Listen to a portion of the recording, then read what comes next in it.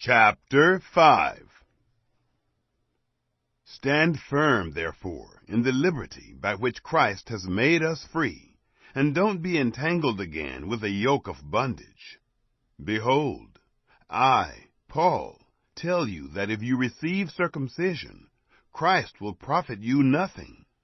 Yes, I testify again to every man who receives circumcision that he is a debtor to do the whole law.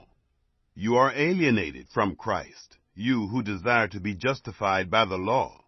You have fallen away from grace. For we, through the Spirit, by faith, wait for the hope of righteousness. For in Christ Jesus, neither circumcision amounts to anything nor uncircumcision, but faith working through love. You were running well. Who interfered with you that you should not obey the truth? This persuasion is not from him who calls you. A little yeast grows through the whole lump. I have confidence toward you in the Lord, that you will think no other way.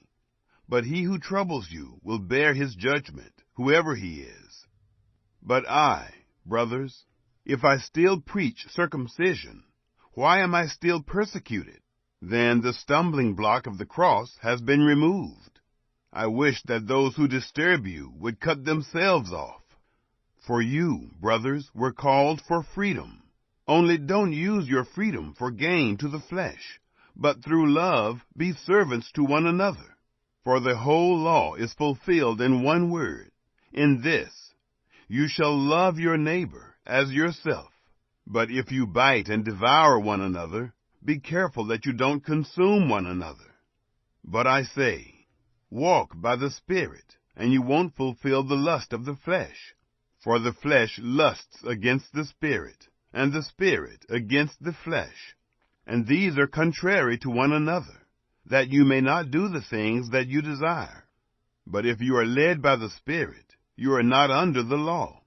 Now the deeds of the flesh are obvious, which are adultery, sexual immorality, uncleanness, lustfulness, idolatry, sorcery, hatred, strife, jealousies, outbursts of anger, rivalries, divisions, heresies, envy, murders, drunkenness, orgies, and things like these, of which I forewarn you, even as I also forewarned you, that those who practice such things will not inherit God's kingdom.